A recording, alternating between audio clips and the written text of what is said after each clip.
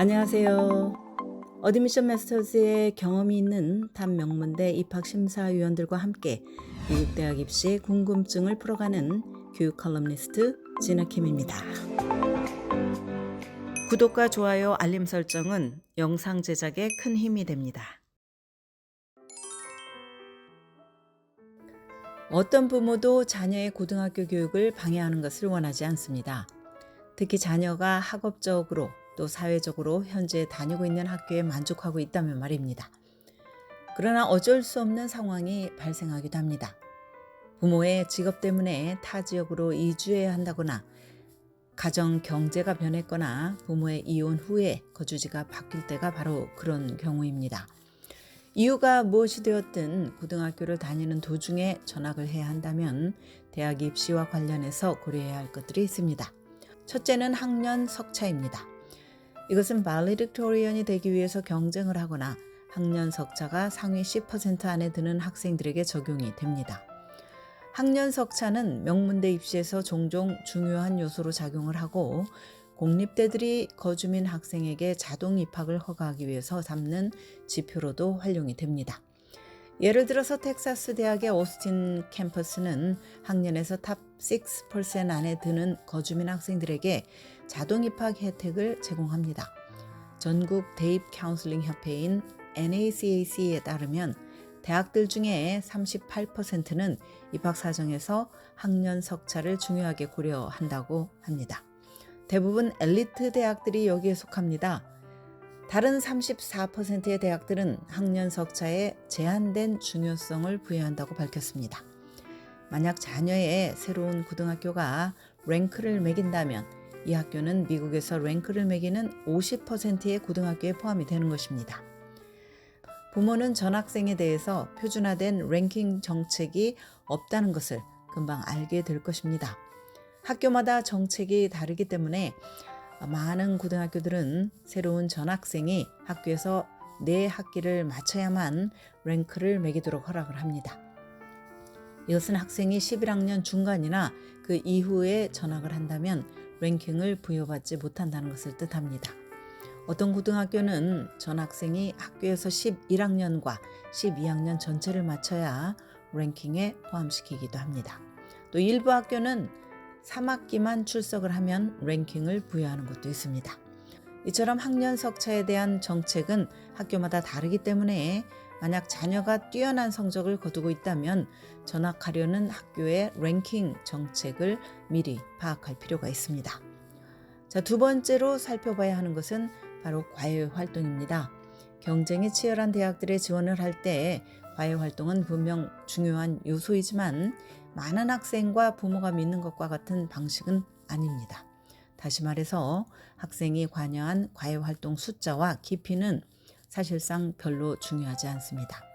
명문 대학들은 팔방미인을 찾기보다는 자신의 시간과 재능 또 능력을 한두 가지 또는 세 가지 핵심 활동에 쏟아부은 지원자를 더 원하기 때문입니다. 리더십과 재능 그리고 헌신성을 보여준다면 다른 것을 평정하는 것입니다.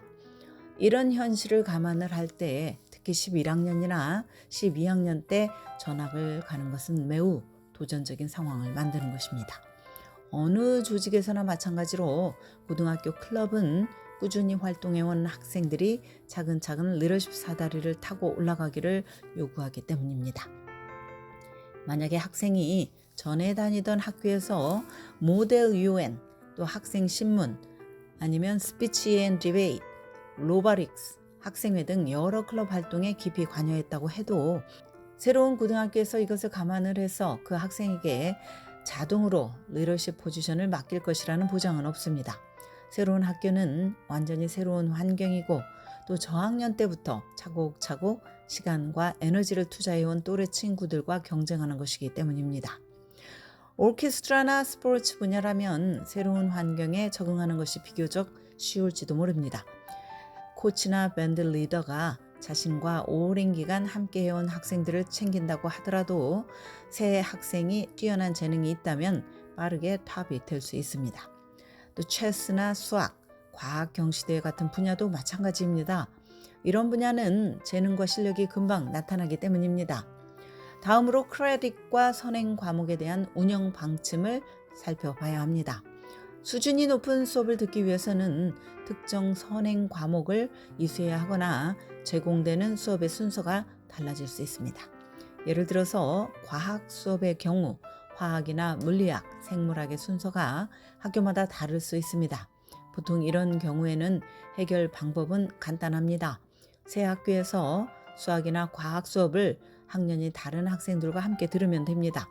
예를 들어서 11학년 학생이 10학년 학생들이 듣는 생물학 수업을 듣는 것입니다. 만약 타주로 이사를 간다면 전학을 갈 고등학교의 졸업 필수 과목이 무엇인지 확인을 해야 합니다. 펜실베니아, 콜로라도, 매사추세츠주는 고등학교 졸업 요건을 관할 교육부에 맡깁니다. 그러므로 같은 주 내 학교로 전학을 해도 교육부마다 정책이 다를 수 있습니다. 펜실베니아주에는 500여 개의 공립교육부가 있습니다. 같은 주 안에서도 이러한데 주가 달라지면 차이는 더 클 수 있습니다. 예를 들어서 캘리포니아주와 워싱턴주는 졸업을 위해서 9학년에서 12학년까지 최소 3년간, 또 어떤 교육부는 4년간 영어 수업을 택할 것을 요구를 합니다. 이에 비해서 다른 48개 주의 학생들은 4년간 영어 수업을 들어야 합니다.